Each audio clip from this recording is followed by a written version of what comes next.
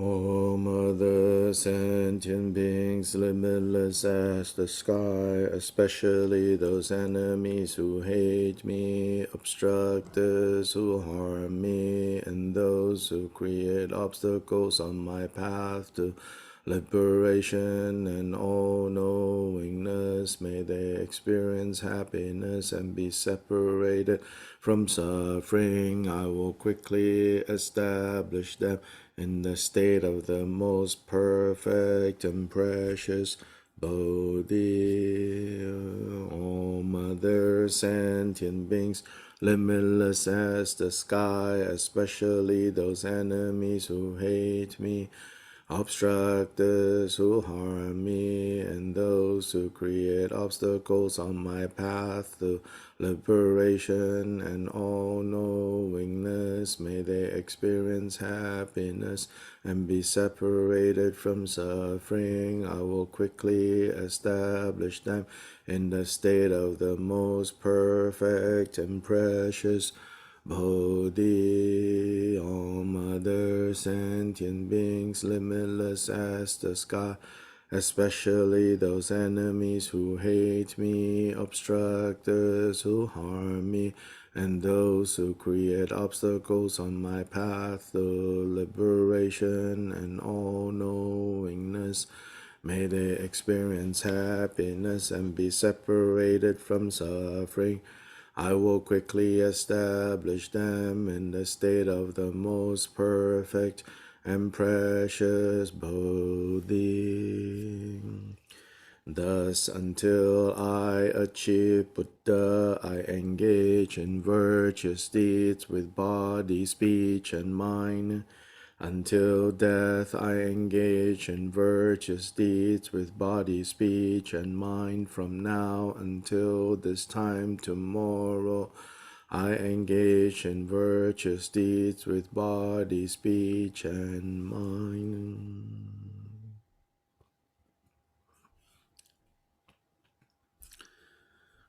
Please turn to page 2 of the 4-session Guru Yoga.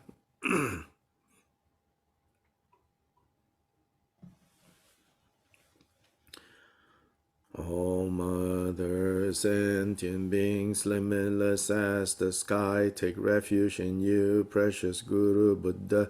We supplicate you, Dharma Lord Buddha, protector of wandering beings. We take refuge in you, Guru, clear like Dharmakaya. We supplicate you, Dharma Lord Buddha, protector of wandering beings. We take refuge in you, Guru, perfect Sambhogakaya. We supplicate you, Dharma Lord Buddha, protector of wandering beings. We take refuge in you, Guru, compassionate Dharmanakaya. We supplicate you, Dharma Lord Buddha, protector of wandering beings. We take refuge in you, Guru, the actuality of the four kayas. We supplicate you, Dharma Lord Buddha, protector of wandering beings. All Mother, sentient beings, limitless as the sky, take refuge in you, precious Guru Buddha. We supplicate you, Dharma Lord Buddha, protector of wandering beings. We take refuge in you, Guru, clear like Dharmakaya. We supplicate you, Dharma Lord Buddha, protector of wandering beings. We take refuge in you, Guru, perfect Sambhogakaya. We supplicate you, Dharma Lord Buddha, protector of wandering beings. We take refuge in you, Guru, compassion and Nirmanakaya. We supplicate you, Dharma Lord Buddha, protector of wandering beings. We take refuge in you, Guru, the actuality of the fourth Kaya. We supplicate you, Dharma Lord Buddha, protector of wandering beings. We, all Mother, sentient beings, limitless as the sky, take refuge in you, precious Guru Buddha. We supplicate you, Dharma Lord Buddha, protector of wandering beings. We take refuge in you, Guru, clear like Dharmakaya. We supplicate you, Dharma, Lord, Buddha, protector of wandering beings. We take refuge in you, Guru, perfect Sambhogakaya. We supplicate you, Dharma, Lord, Buddha, protector of wandering beings. We take refuge in you, Guru, compassionate Nirmanakaya. We supplicate you, Dharma, Lord, Buddha, protector of wandering beings. We take refuge in you, Guru, the actuality of the fourth Kaya. We supplicate you, Dharma, Lord, Buddha, protector of wandering beings. May all mother sentient beings, limitless as the sky, have happiness and the causes of happiness. May they be liberated from suffering and the causes of suffering. May they never be separated from the happiness that is free from sorrow. May they rest in equanimity, free from the bias of attachment and aversion. May all mother sentient beings, limitless as the sky, have happiness and the causes of happiness. May they be liberated from suffering and the causes of suffering. May they never be separated from the happiness that is free from sorrow. May they rest in equanimity, free from the bias of attachment and aversion. May all mother sentient beings, limitless as the sky, have happiness and the causes of happiness. May they be liberated from suffering and the causes of suffering. May they never be separated from the happiness that is free from sorrow. May they rest in equanimity, free from the bias of attachment and aversion.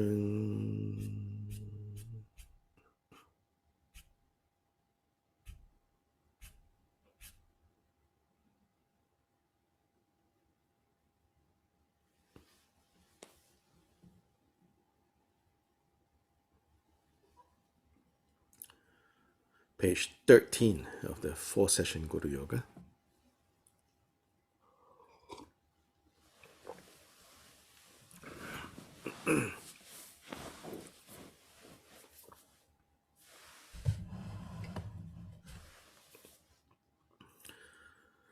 I supplicate you, the Dharmakaya, great Vajradhara of the sixth family. I supplicate you, the 85 Indian Mahasiddhas. I supplicate you, Dili Prajna Bhadra. I supplicate you, Naroghyana Siddhi. I supplicate you, Marpa of Lodra, the translator. I supplicate you, Mila Shepa Dorje. I supplicate you, Dao Shonu of Dakpo. I supplicate you, the three Siddhas of Kam.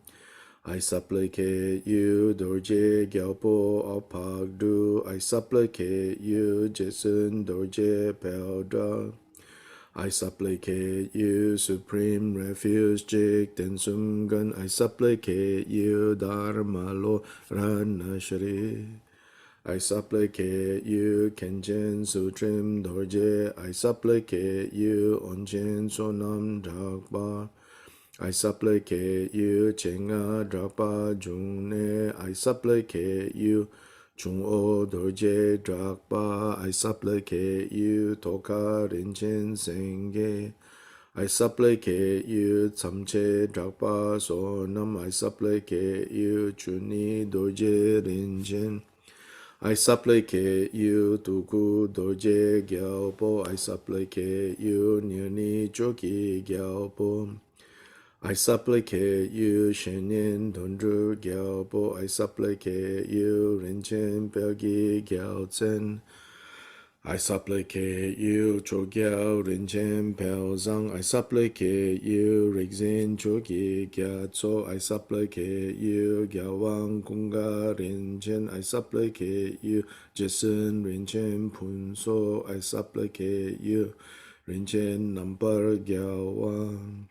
I supplicate you, Penjen Pelgi Gyao Tsen. I supplicate you, Chokle Nambar Gyawang.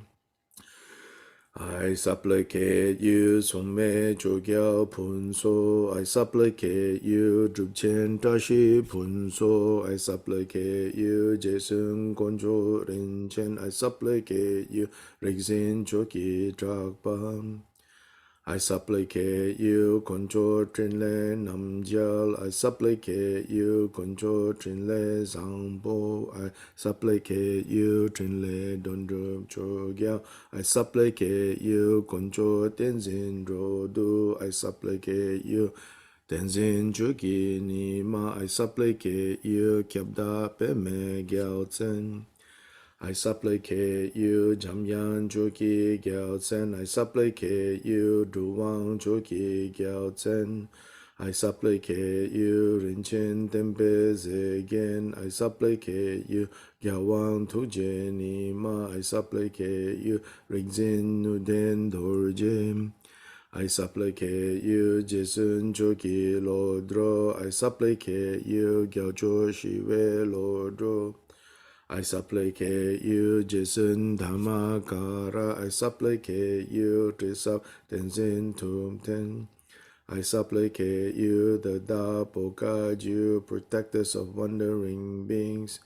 I supplicate you, my kind rude Guru, look upon me from afar with eyes of compassion, reckless and mundane, although I meditate on the rarity of the freedoms and endowments, I still squander away my life. Look upon me from afar with eyes of compassion.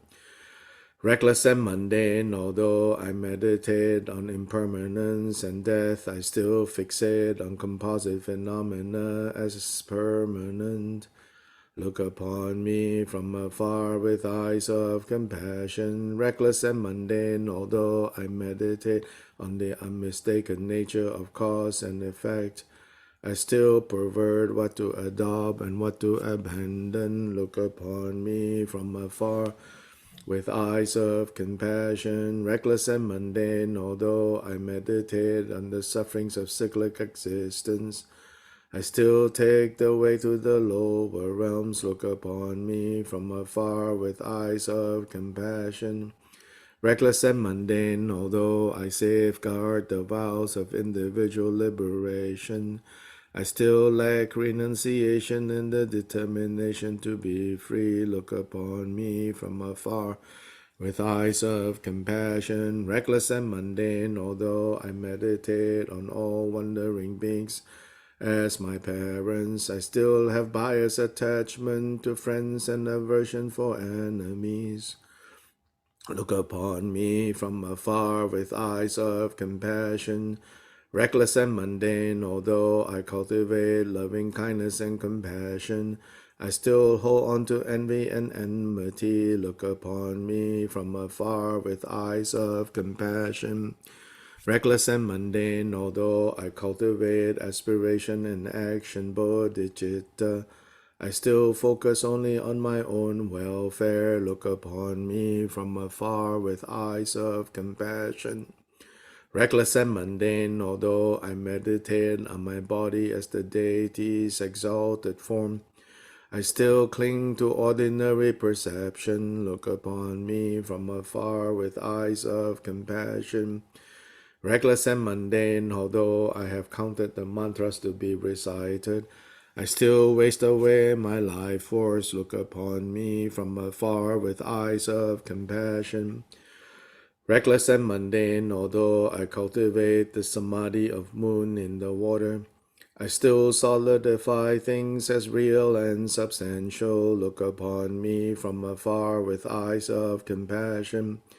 Reckless and mundane, although I conclude by dissolving in the subsequent stage, I still purify and confess superficially, look upon me from afar with eyes of compassion, reckless and mundane, although I meditate on my own mind. As free from elaborations, I still have conceptual attitudes. Look upon me from afar with eyes of compassion.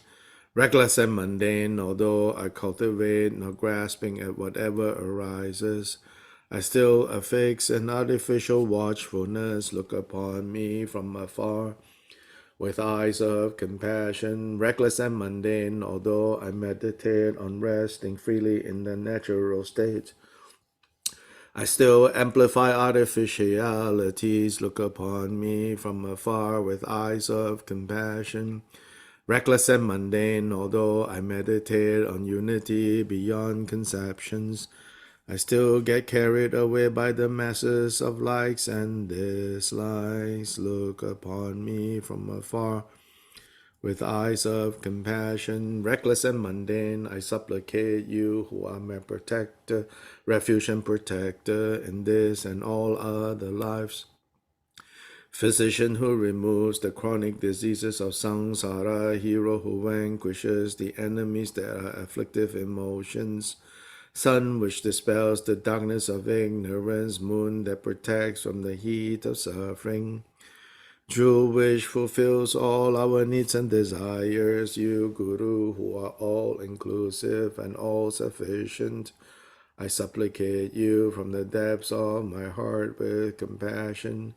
Swiftly heed me, effortlessly bestow your blessings, grant me now and on this seat the naturally accomplished feast of the two benefits. I am endowed with merit and devotion. Do not leave my hopes unfulfilled. Don't cast away my devotion in vain. Don't let my supplications vanish unanswered. Don't be indifferent with your compassion. Refuge and protector in this life, in the intermediate state and beyond. Whatever occurs, joy or sorrow, good or bad, only you are my hope. Look upon me with eyes of compassion. You alone are my hope.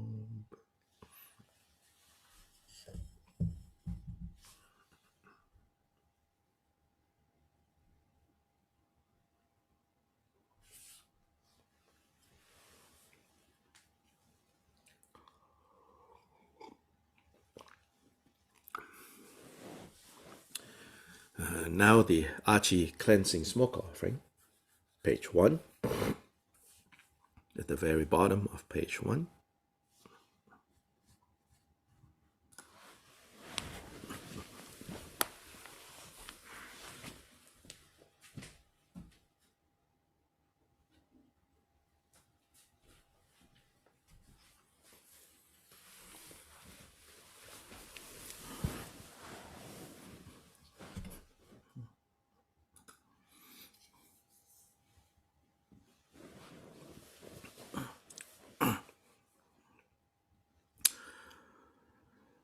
I am Vajra Yogini, instantaneously above my head is protector of three worlds, Ratna Shri, abiding naturally, Nirmana Kaya, from the bum seed syllable.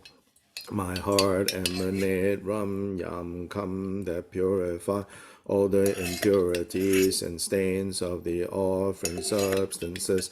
Then the syllables Ah Hong emanate, which transform the immaculate essence of the offering substances into the nature of the elixir of primordial wisdom, turning then into substances that are agreeable to each of the types entirely, filling the limitless 3,000-fold universe. Om Ahong, Om Ahong, Om Ahong.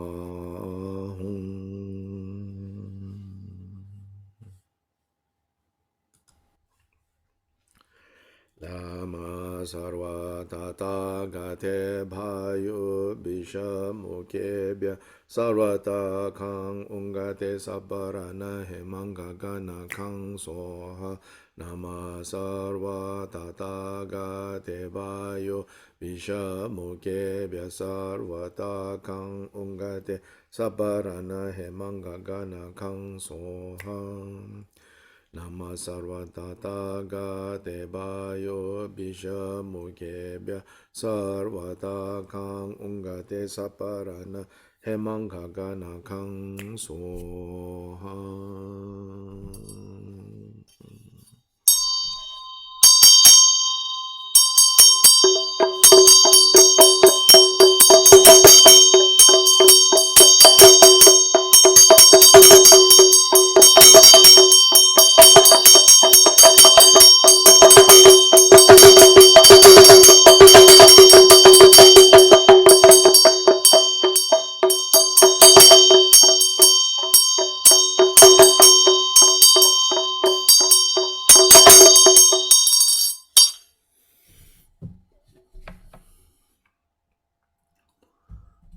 Free from the innate nature that is spontaneously present since the beginning, I invite and request the protectors of the teachings to come to this birthless, perfectly luminous secret mandala.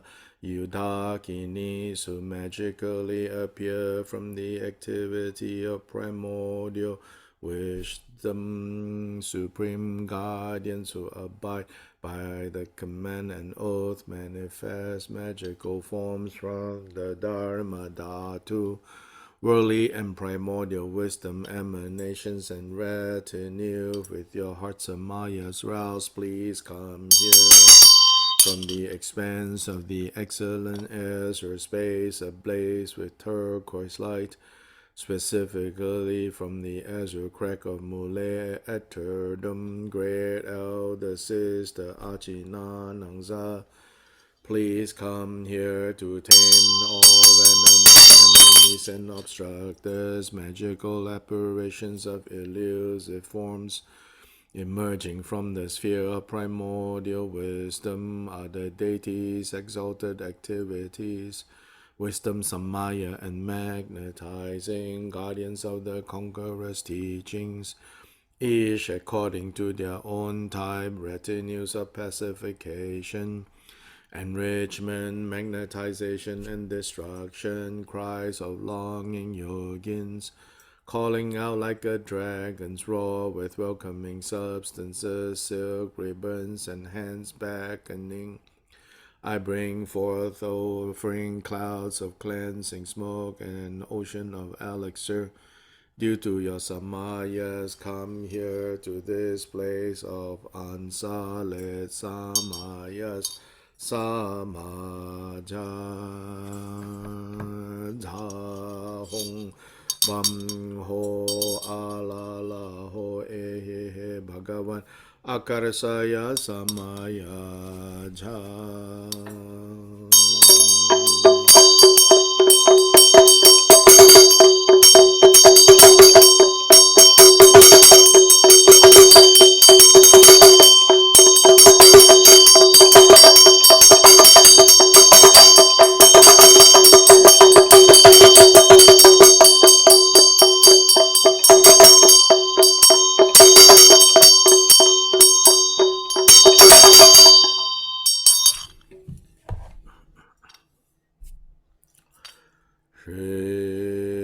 Goddess Lady of Space, along with your entire retinue, please be seated happily, each according to your like. I bring forth oceans of offering clouds, both physical and visualized. With devotion I praise and pay homage with body, speech, and mind.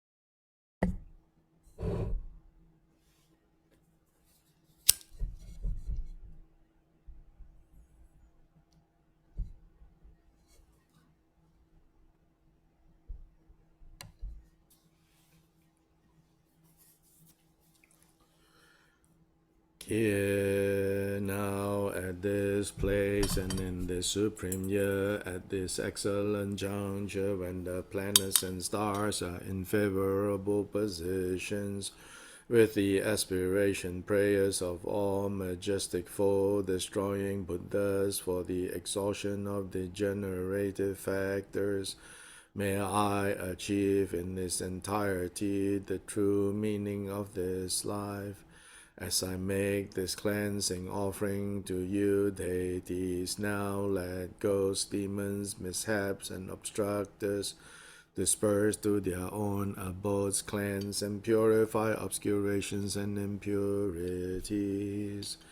Care with various supreme medicines that clear the afflictive emotions, finer silks, jewels, incense, and aloes wood, sandalwood, cedar wood, fragrant fir, juniper, dwarf, rhododendron, birch, and so on. All these types of fragrant and ambrosia woods, flour, buttermilk, and various types of food and drink. We make these clouds the pervading smoke of this cleansing offering for you, glorious root and lineage gurus.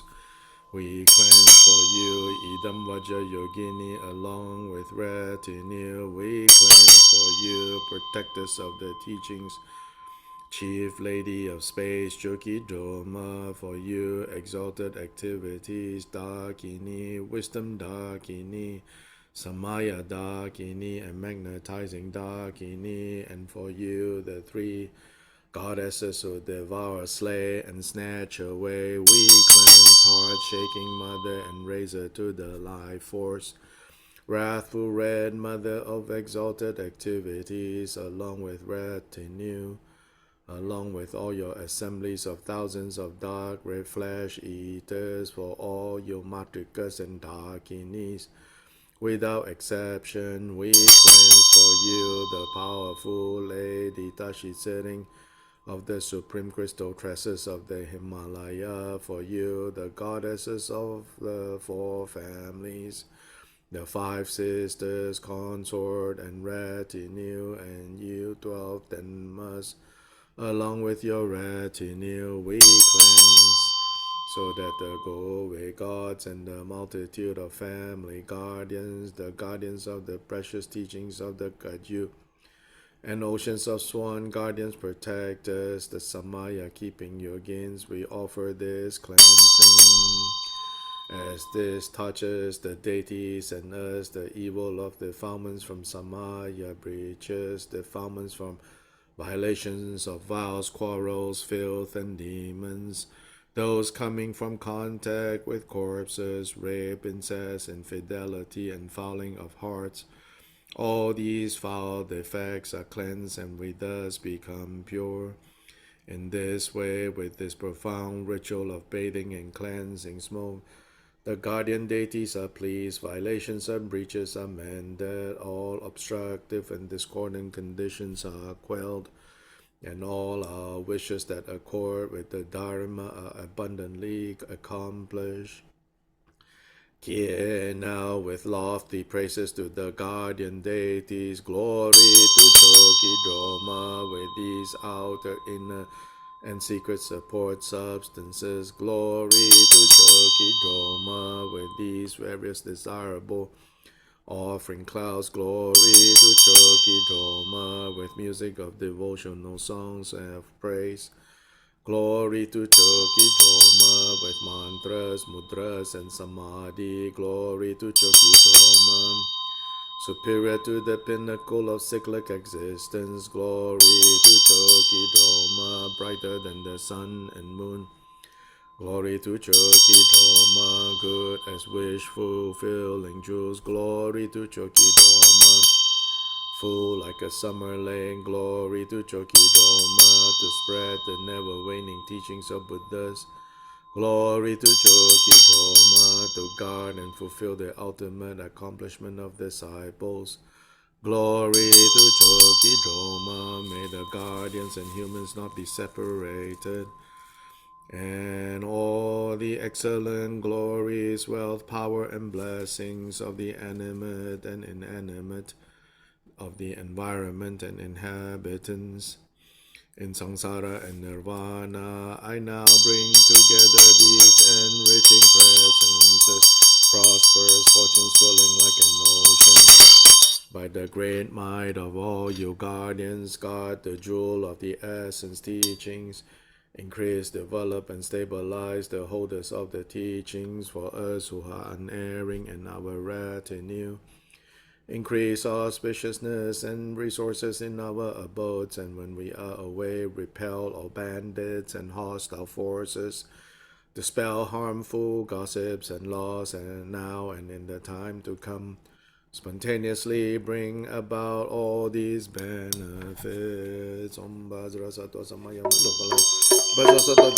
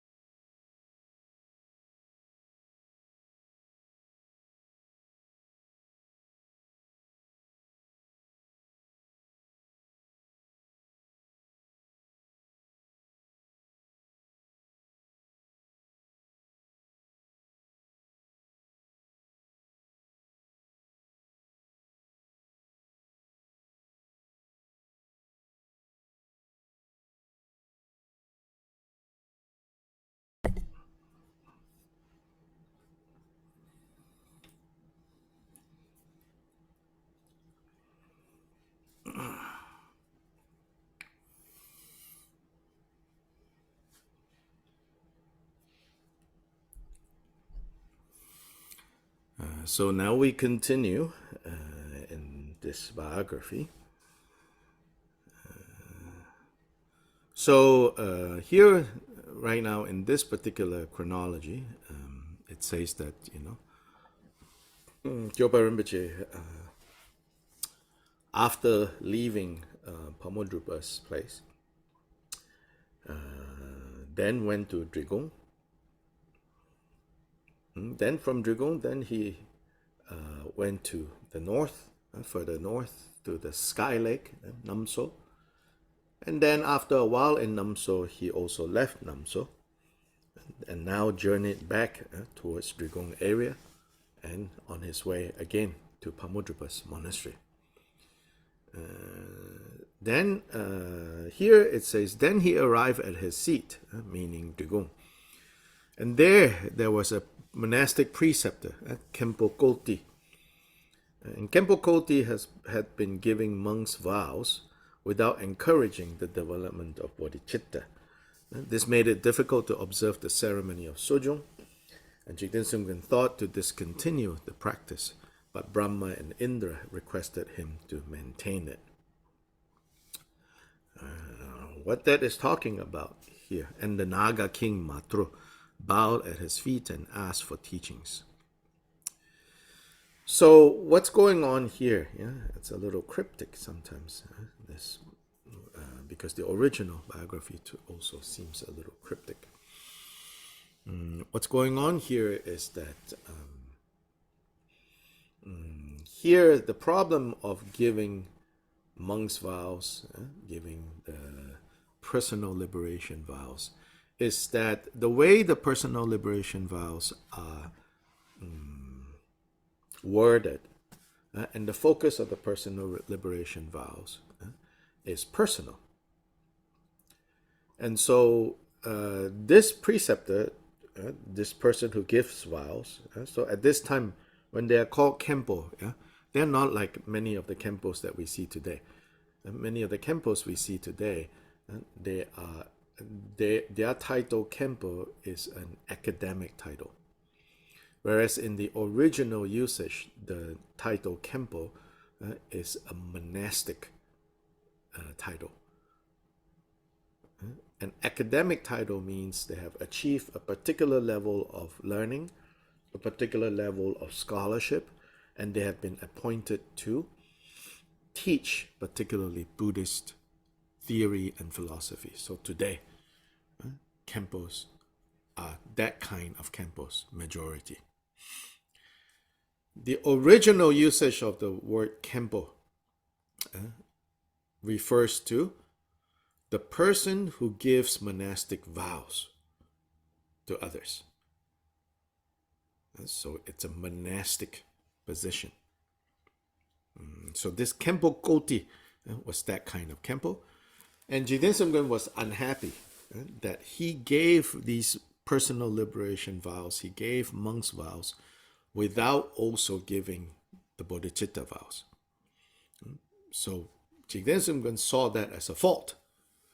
He says, if you give them only the personal liberation vows and don't give them the bodhicitta vows, then the way they will develop those vows, the way they will maintain those vows, will always have a very narrow focus. So here you see another example of how Gyalpa Rinpoche's teachings and approach to the practices is always taking a more comprehensive approach, a more complete approach. And so he says, you have to emphasize just as much this development of bodhicitta. In fact, you even should give the bodhicitta vows before you give the personal liberation vows, which, in this way, almost completely different from how other people tend to do it. And the rationale there is, he says, first you urge them to develop bodhicitta. First you encourage them to practice love and compassion. And then you teach them how to direct this love and compassion to the highest possible goal, which is Buddhahood of self and other. Then on that basis, you say, okay, now you need to train in the precepts of personal liberation. Yeah, although the normal order, if you follow like the stages of the path, the lamrim teachings, literally, then of course, first, you take refuge, then renunciation mind, and then you take your personal liberation vows, and then you take your bodhisattva vows. So jewel ornament of liberation is basically laid out that way. Phakmodrupa's other text that is like jewel ornament, called How to Engage in the Buddha's Teaching in Stages, also goes in that way. So many other examples goes in that way. But Gyalpa Rinpoche takes this more kind of unusual view. He says, yes, of course, there is this. If you want to look at this from the perspective of having things in a particular order, in stages, then yes, it goes in this direction as you guys normally look at it. But in terms of someone's actual practice, how they should do it, he says, start with bodhicitta. Of course, you say, well, it's a chicken and egg, How do you have bodhicitta if you don't have renunciation mind? Right? Which is also true. But his explanation is basically, of course, you already have some sense of bodhicitta mind.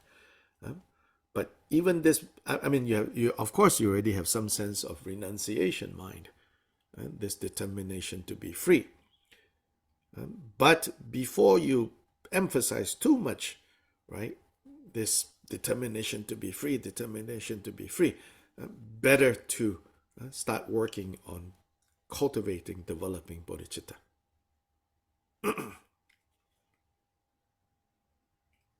better to do that.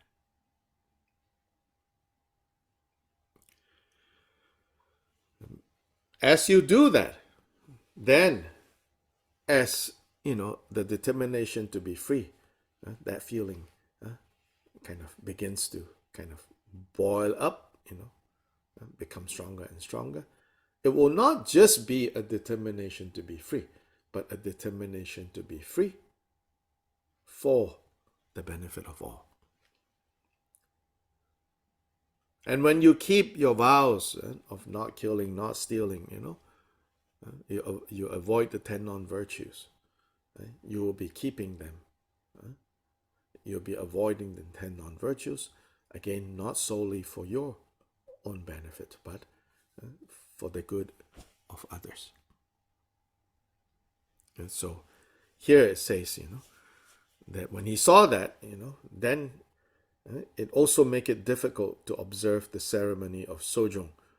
Sojong is in the monastic monthly calendar, there are twice a month where they all gather to purify their vows.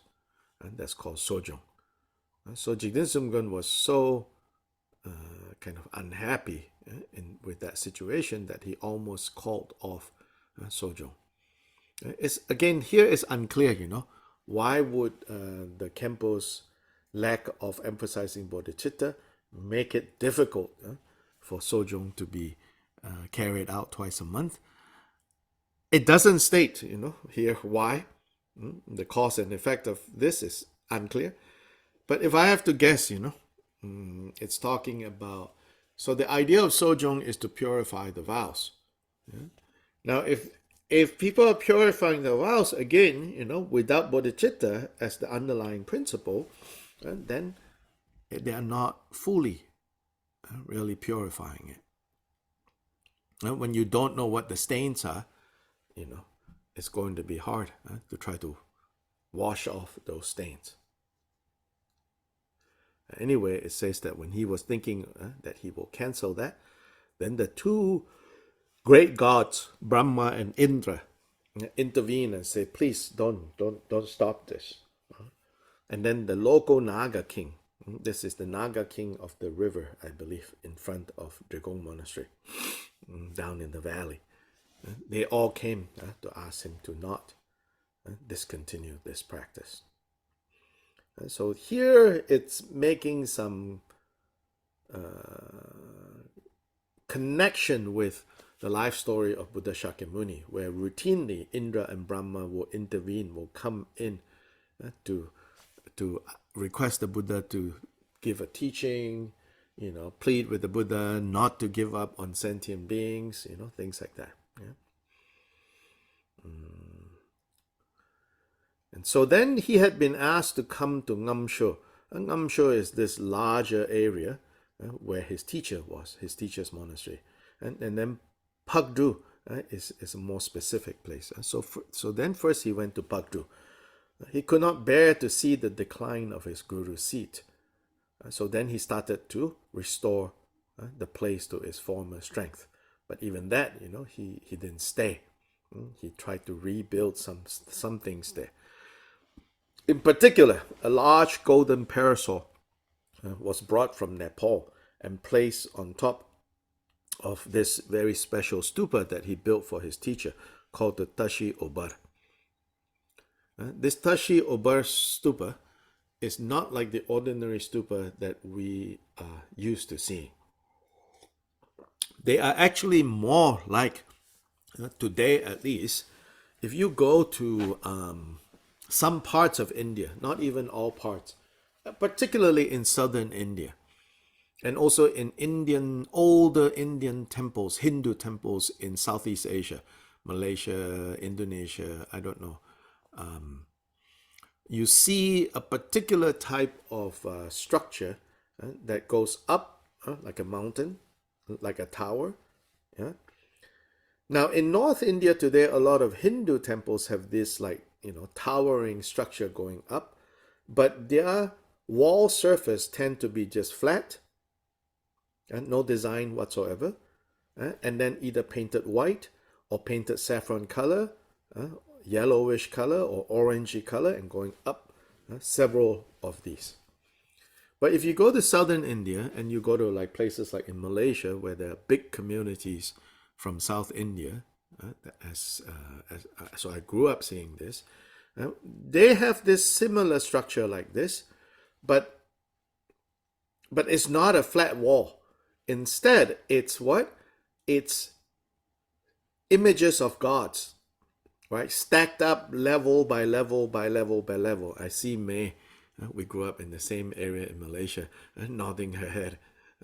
It's gods and deities, Some you can tell who they are. Some they are just like attendant gods, holding offerings, So level by level they are stacked up. Until, of course, the most important deities are higher up. The lower in the spiritual hierarchy is lower down. So this Tashi Wobar stupa that was built is not built out of mud.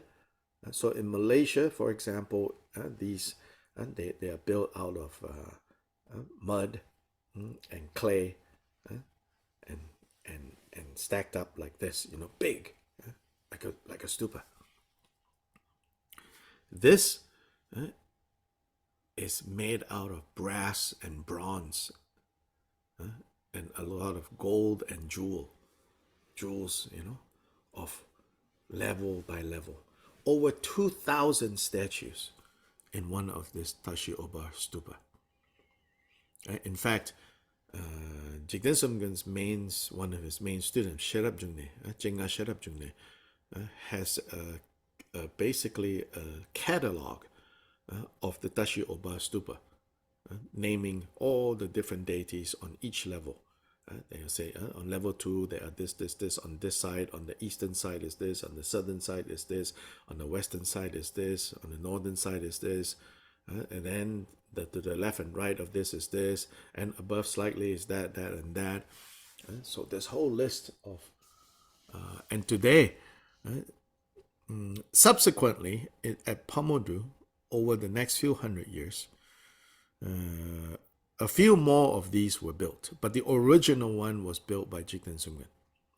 Then when Jikten Sumgon himself passed away in Drigung, his disciples built one like this for him. Yeah. And then, and these are housed indoors,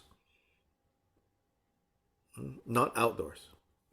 Yeah, because the brass and the copper would deteriorate if it is exposed to the environment. Eventually, there was like maybe even like 8 or 9 of these in Drigung and also in Phakmodrupa's monastery. But when the Chinese came and invaded, and then especially during the Cultural Revolution, these stupas were dismantled and the statues were cut from the stupa, statue by statue, and all dispersed. Now they are spread all over the world in different museums. The exquisite, these pieces. Their style is more Indian rather than later traditions that are more Tibetan looking. All the deities in these statues, they are much more kind of Indian looking.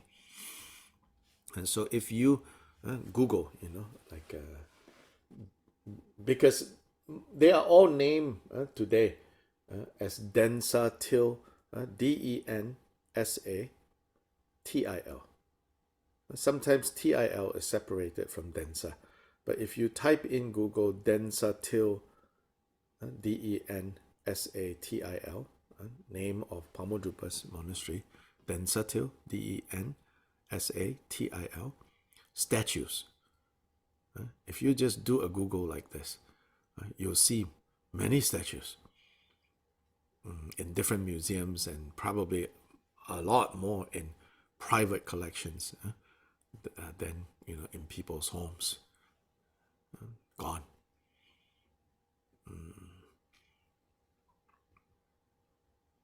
And so here, this talk about the Tashi Wobar stupa is that Jikten Sumgon in particular, also ordered a golden parasol to be placed on top.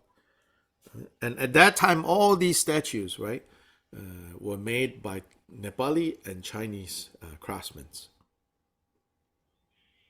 And they were considered the best people for crafting bronze and brass statues.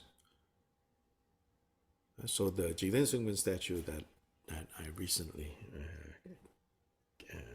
became the custodian, so to say, for, probably were made by these craftsmen that came to build these stupas, or the apprentices. Hard to say exactly who. Then here the biography says, all the texts at Phakdru monastery were brought to Daklha Gampo. Daklha Gampo is Gampopa's monastery, to pacify local quarreling. And this caused Phakdru to flourish 100 times more than before. Now this sentence is a little dense and loaded. There is more going on that this sentence. Basically, I think I mentioned this before. Still people were fighting. Still Phakmodrupa's monastery was declining, and so Jikten Sumgon felt that the precious books of his teachers would not be safe if left at Phakdru. So a more stable place to remove the books to is Gampopa's monastery. So he had the library at Densatil transferred to Gampopa's monastery. And this caused a lot of pain, particularly to the oldest disciple of Phakmodrupa, his personal attendant, also the founder of Talong Kagyu. It's said in the Talong Kagyu history books that Talong Tangpa was so distraught by this that he died of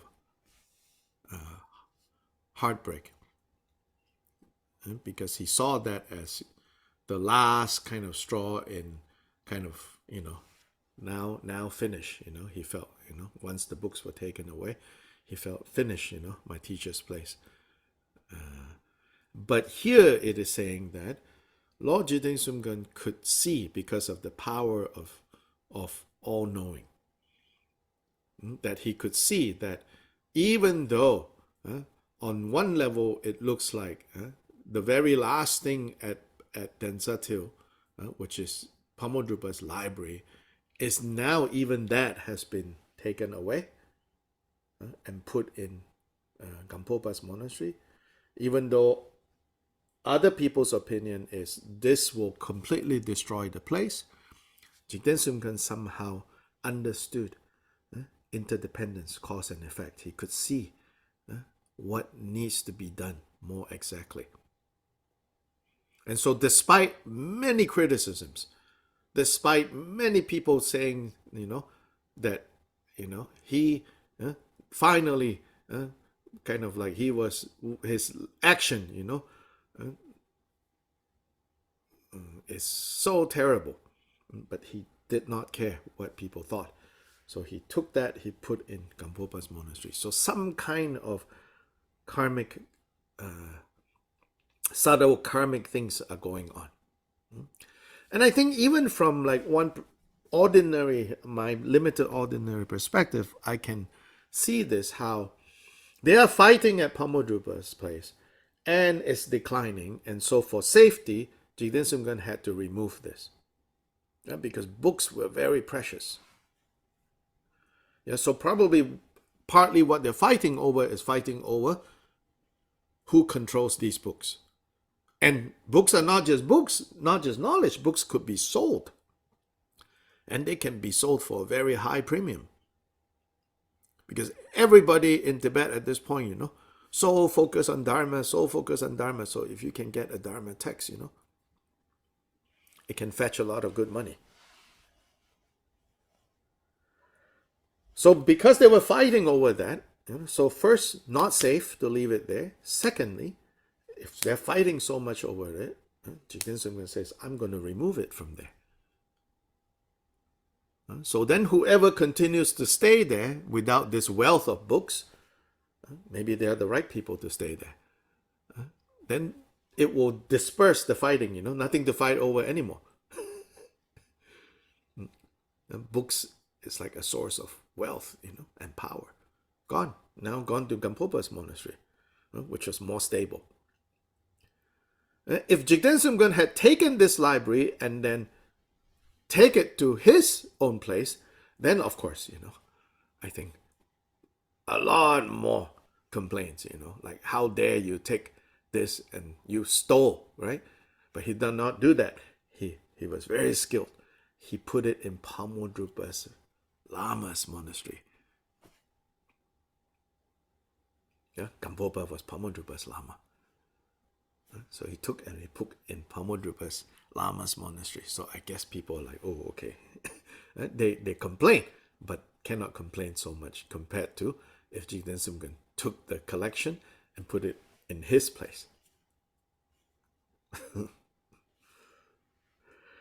Now, true, later on, when Jikten Sumgon sent Chenga Drakpa Jungne to anchor Phakmodru, to anchor Densatil, it flourished. It became really, really powerful and strong.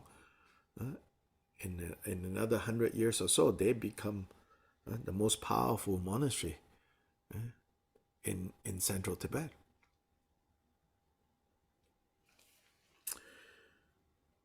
So very briefly, the next line, it says, Jikten Sumgon assigned Chenga Drakpa Jungne to act as his regent there. But this happened much later, actually, as we saw in Chenga Drakpa Junne's biography. So the chronology is a little off. This is much later. This is like, the last maybe 5-6 years of Gyalpa Rinpoche's life. Then he assigned Drakpa Jungne to go anchor this place. As time passed, it became increasingly clear that Jikten Sumgon was indeed the incarnation of Nagarjuna. One time, Karmapa Dusung Khenpa, the first Karmapa, came from Daklha Gampo to establish his seat at Surpu and do other things. On the way, he visited Drigung to see Jikten Sumgon. Now,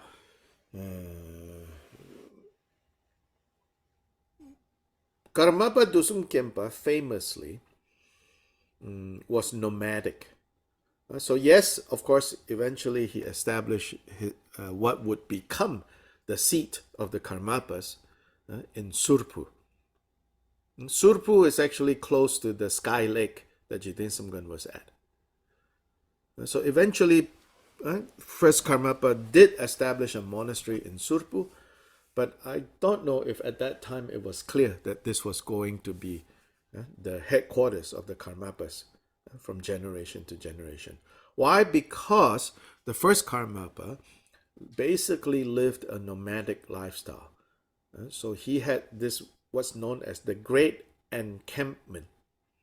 The Gar means camp.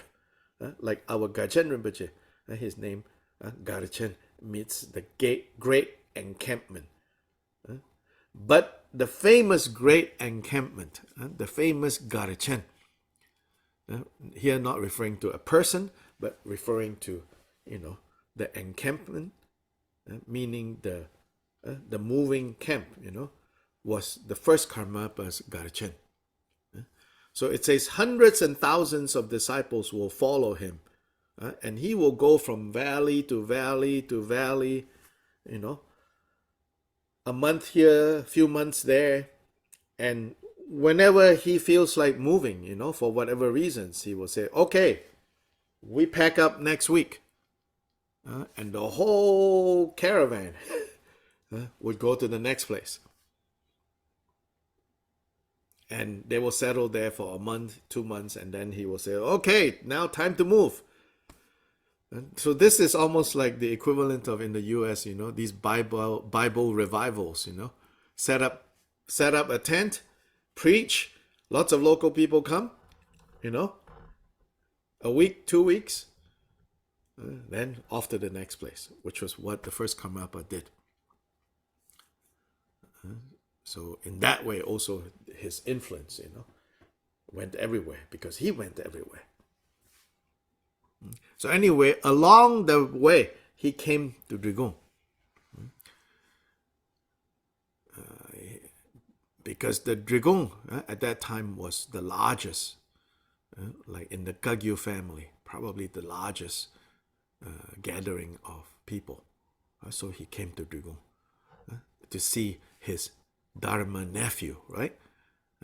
He and Jikten Sumgon's main teacher, Phakmodrupa, were Dharma brothers, so Jikten Sumgon was his Dharma nephew, so to say.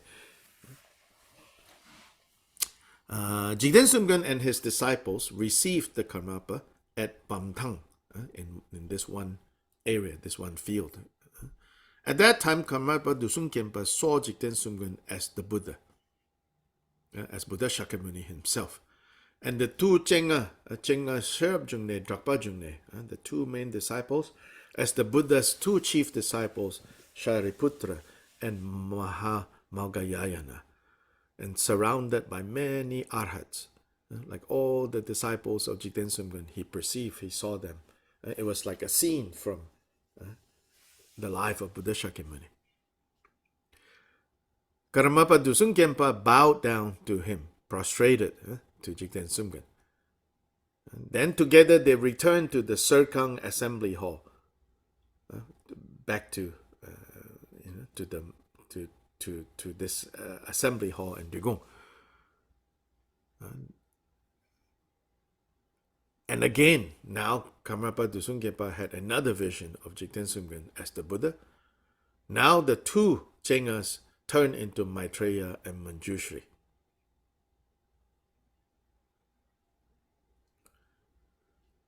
And then all the other disciples became, the great bodhisattvas. So Karmapa Dusung Khenpa saw this, and then he proclaimed, he said, "You are Nagarjuna." So strong devotion arose in the Karmapa towards Jikten Sumgon. So then he received teachings from Jikten Sumgon and regarded Jikten Sumgon as one of his teachers. So here, His Holiness, in writing this, he says, now, before you say I made this up, because I'm a Drigung person. So he quotes a very respected Karma Kagyu history book written by this Pawo Tsulak Trengwa. Pawo Tsulak Trengwa was a great Karma Kagyu Lama, and he wrote a history of the Dharma in Tibet. So Our Holiness quotes him. Again in the autumn, Jikten Sumgon came back to Drigung, and Dusung Khenpa went to Drigung and was received at Bamthang. And then Dusung Khenpa said, "Precious Lord, you are the Acharya Nagarjuna," and asked for teachings. Then Dusung Khenpa made a large offering of brown sugar and other things.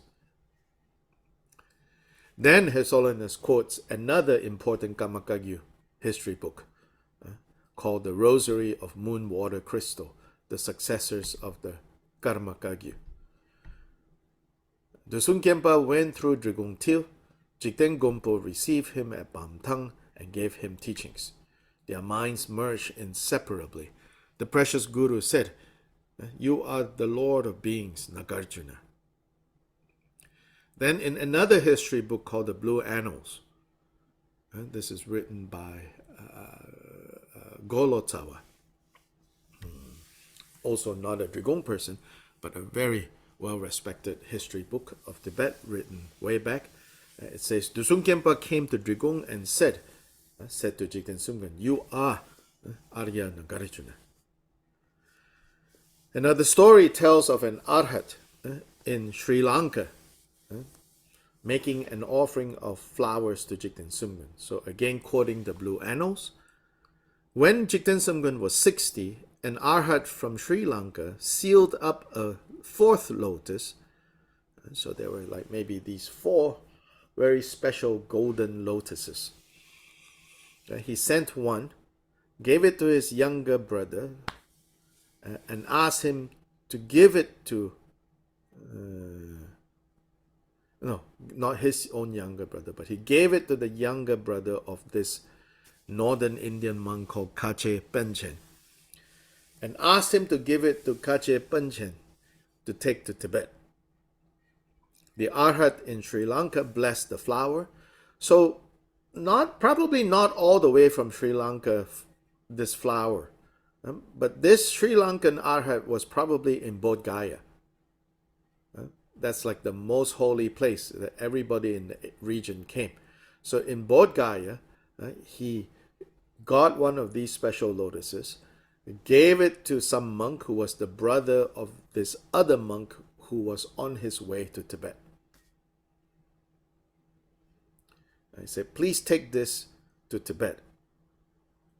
So the Arhat blessed the flower so that it would not fade, and said that this should be given to a bodhisattva by the name of Ratnashri when you go to Tibet.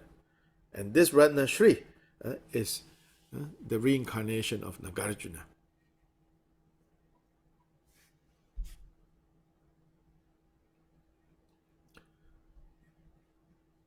And he will be found at a place called Drigung. From another history book by Kungkien Pemakarpo, and this is Drukpa Kagyu, a very famous Drukpa Kagyu Lama, also a great scholar, great historian. He said this story. And Arhat from Ceylon, Ceylon, the old name for Sri Lanka, gave 3 golden flowers to Kache Panchen and asked him to take them to Tibet. So this story is slightly different. It says 3. He said that one should be given to the incarnation of Arya Nagarjuna, but Kache Panchen did not know where to find this incarnation. So when Kache Panchen was staying at Lemoche in Tibet, he announced that whoever came to him for bhikshu ordination would receive a dharma robe. So a Kampa monk from Drigung received ordination. So this Kache Panchen is famous for giving monastic vows to the Tibetans. So this Kampa monk, Kampa means from eastern Tibet, who came from the Drigung area to be ordained, and he asked for a robe as well. But apparently no more robes left. Then he was very insistent, He was like, but the announcement said, whoever comes to get monastic ordination will get a robe. So he was a little unruly, He even kind of pulled the robe of the preceptor. So understandably then, this Indian master's disciples, beat this guy, It's like, how dare you, do this? Then it says that blood flowed from his mouth and nose. Yeah. And so again, we think, Buddhists, they are all peaceful, Not necessarily, If you do things that they perceive you're harming their guru, they're not going to just stand there and watch. Now, so this happened, Which, again, when it happened, people probably thought, well, that's reasonable, this guy. Yeah, sure, the announcement was like, there are free robes being given, but they're all gone, What, did you just come here to get robes and not to get the precepts, And even like you would go, fight with the people who gave you the vows. Now, ordinarily, white Tara would appear in Kache Panchen's meditation daily. But for the next 7 days after that incident, she did not show herself. So then Kache Panchen did purification practices and supplicated her. After 7 days had passed, Tara appeared again and said to him, "You have defiled your karma by beating Nagarjuna's disciple." And he said, well, I didn't do that. I didn't do that, And Tara said, you beat him till he bled. Then he found out, what happened. Then Tara said to him, you should give dharma robes equal in number to your years to those monks who have none. And that means if you're 60 years old, you should get 60 robes and donate them. He promised to do that and then searched for the monk who had been beaten. He found him, learned the name of his teacher, and realized that this monk's teacher is the Nagarjuna that the Arhat asked him to offer a flower to. So then he gave this flower to this monk and said, please take this back to your teacher.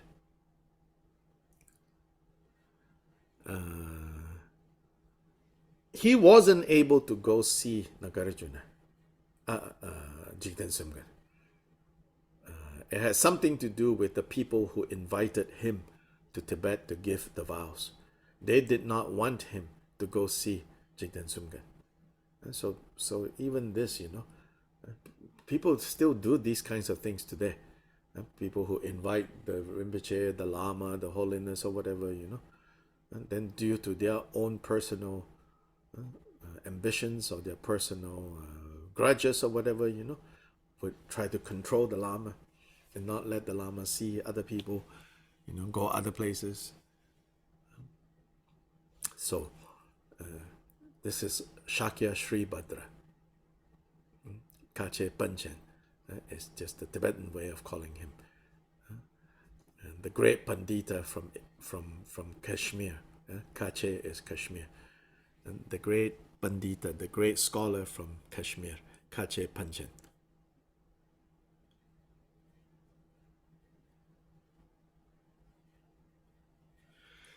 But later, Kache Panchen had a disciple, another Indian disciple. I think his name was Vibhutichara.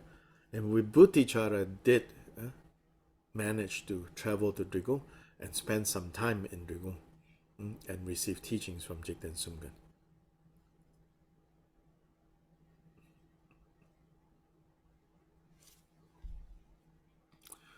So today, I think we will stop here. Yeah. Chanju Semjo Rinpoche Ma Ge Panam Ge Gyuche Ge Pa Nyam Pa Me Pa Ya Go Ne Gung Du Be Wer Shu. Yeah, in the next story that will be told, it will involve this other Vibhutichara, the Indian disciple of Shakya Sri Bhadra, who did go see Jikten Sumgon. Yeah, but we'll cover this tomorrow. Okay, bye everyone. Okay, thank you, Lopon. Thank you, Dr. Lai. Gracias.